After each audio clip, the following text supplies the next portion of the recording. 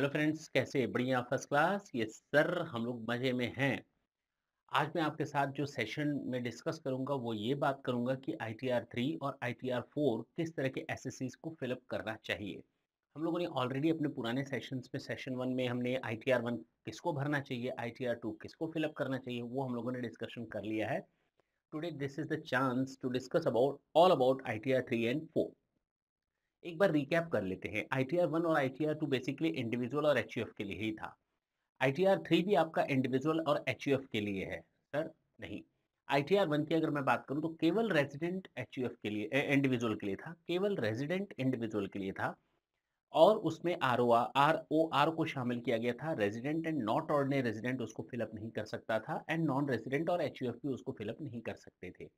हाँ, कहा गया था सैलरी की इनकम हो, हाउस प्रॉपर्टी की इनकम हो और अदर सोर्सेज की इनकम हो, आईटीआर 1 वही फाइल कर सकते हैं।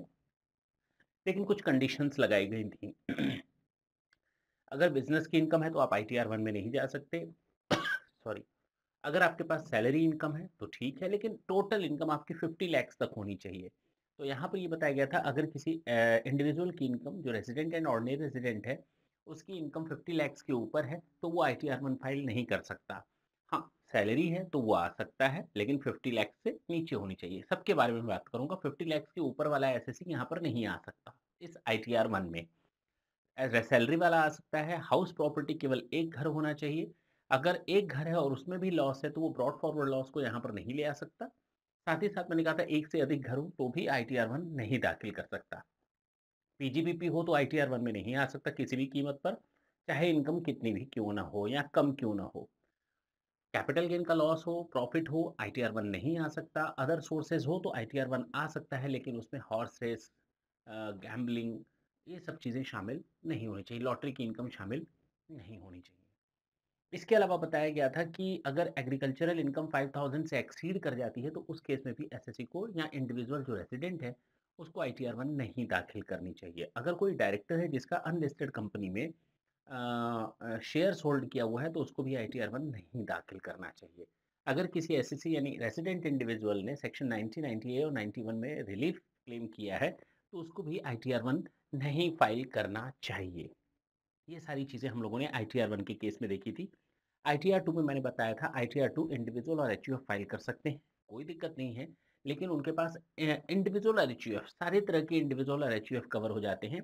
लेकिन एक कंडीशन ये है कि उनके पास बिज़नेस इनकम नहीं होनी चाहिए। अगर आपको याद हो तो मैंने क्लियरली ये इंडिकेट किया था, बिज़नेस इनकम नहीं होनी चाहिए। और साथ ही साथ मैंने कहा था 50 लैक्स के ऊपर है तो वो यहाँ पर आएँगे, लेकिन बिज़नेस इनकम नहीं होनी चाहिए।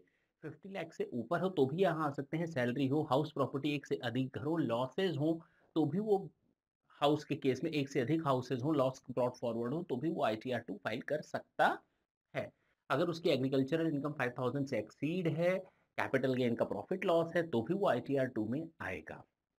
और अगर कोई डायरेक्टर है तो वो भी अगर अनलिस्टेड कंपनी के शेयर्स उसने होल्ड कर रखे हैं तो आईटीआर 2 में आएगा। एक चीज़ और कि अगर किसी के पास फॉरेन इनकम है, यानी कि कोई एसेट लोकेटेड आउटसाइड इंडिया है और फाइनेंशियल इंटरेस्ट है किसी एसेट में, तो वहाँ पर वो आईटीआर 2 ही फाइल करेगा।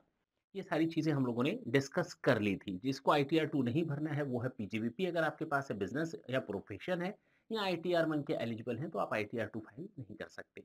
आज जो बात करने जा रहे हैं बहुत ही छोटा-सा टॉपिक है ये आईटीआर 3 के बारे में। आईटीआर 3 इंडिविजुअल और एचयूएफ के बारे में बताता है कि आईटीआर 3 हम केवल इंडिविजुअल और एचयूएफ के केस में भरेंगे। लेकिन हाँ, ये याद रखेंगे आईटीआर 1 कहता था पीजीबीपी ना हो, आईटीआर 2 भी कहता था पीजीबीपी ना हो। दोनों आईटीआर मना करते थे, लेकिन आईटीआर 3 कहता है पीजीबीपी इनकम है तो आप आईटीआर 3 में आ सकते हैं, पीजीबीपी की इनकम है तो आप आईटीआर 3 में आ सकते हैं, पीजीबीपी की इनकम है तो आप आईटीआर 3 में आ सकते हैं। अब चाहे वो इंडिविजुअल का केस हो, चाहे वो एचयूएफ का केस हो, चाहे ऑडिट का केस हो, चाहे नॉन ऑडिट का केस हो। हाँ, अगर बिज़नेस के अलावा आपके पास सैलरी है, हाउस प्रॉपर्टी है, पीजीबीपी तो है ही, कैपिटल गेन है, अदर सोर्सेज़ है, तो भी आप आईटीआर 3 को फाइल कर सकेंगे।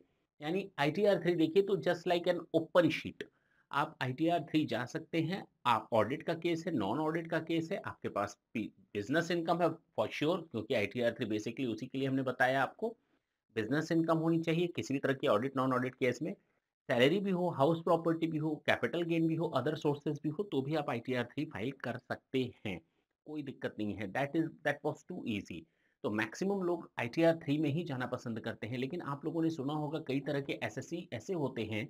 मैं केवल इंडिविजुअल एचयूएफ की बात कर रहा था अभी तक तो, कि पहले में केवल इंडिविजुअल था, आईटीआर 2 में इंडिविजुअल एचयूएफ था, आईटीआर 3 में भी इंडिविजुअल एचयूएफ आ गया। लेकिन एक प्रॉब्लम आती है कि कई एसएससीज़ के केस में वो प्रिज़म्पटिव बेसिस पर टैक्सेशन का पेमेंट करते हैं। प्रिज़म्पटिव यानी 44 एडी, एई और एडीए। तो अगर वो प्रिज़म्पटिव बेसिस पर टैक्सेशन का पेमेंट करते हैं, तो उनके लिए आईटीआर 3 नहीं है, देयर इज़ आईटीआर 4। आईटीआर 4 है जिसमें केवल इंडिविजुअल एचयूएफ नहीं आएगा, बल्कि फर्म भी कवर अप होगी, देखिए ना, आईटीआर 4 में हम लोग सुगम का नाम देते हैं, आईटीआर 4 को हम लोग सुगम का नाम देते हैं, आईटीआर 1 को हम लोग सहज का नाम देते हैं, आईटीआर 4 को हम लोग सुगम का नाम देते हैं। तो आईटीआर 4 कहता है अगर आप इंडिविजुअल हैं, एचयूएफ है और फर्म है, तो आप आईटीआर 4 फाइल कर सकते हैं, बशर्ते बशर्ते आपकी इनकम 44 एडी, एई और एडीए में कवर होती हो।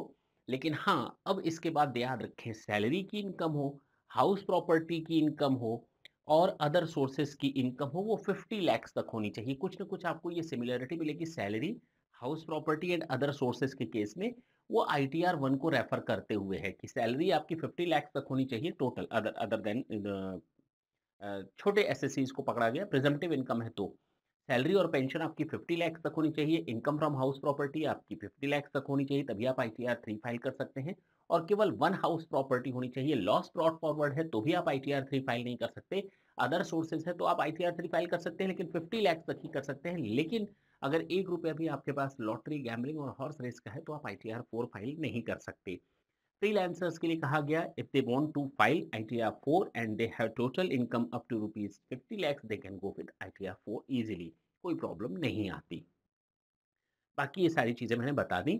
लास्ट पॉइंट जो मुझे आपके साथ डिस्कस करना है कि अगर कोई एसएससी है, चाहे वो इंडिविजुअल हो, एचयूएफ हो, फर्म हो, उसकी टर्नओवर अगर 2 करोड़ को क्रॉस कर जाती है तो उसको आईटीआर 3 ही फाइल करना है, क्योंकि उसको प्रिजम्पटिव बेसिस पर इनकम टैक्स नहीं देना, बल्कि उसको टैक्स ऑडिट के बेसिस पर इनकम टैक्स देना है। Is it clear? तो ये आपको याद रखना है, प्रिज़म्पटिव बेसिस का मतलब हो गया आईटीआर 4 और 44 एडी, एई और एडीए। एडीए बेसिकली प्रोफेशंस के लिए है, सैलरी वाले भी आ जाएँगे, हाउस प्रॉपर्टी वाले भी आ जाएँगे, अदर सोर्सेज़ वाले भी आ जाएँगे। लेकिन इन तीनों पर कंडीशन नंबर आईटीआर 1 वाली ही एप्लीकेबल होगी, 50 लैक्स वाली, same ditto copy and paste. तो इस चीज़ को आपको याद रखना है that there is nothing more than that. जो हमें जानना था वो हम लोगों ने जान लिया। नेक्स्ट सेशन में जब हम आपके सामने आएँगे तो आईटीआर 5 के बारे में बात करेंगे। आईटीआर 5 के बारे में और most important that is your ITR. Till then tata and bye bye. Thank you. Thanks a lot.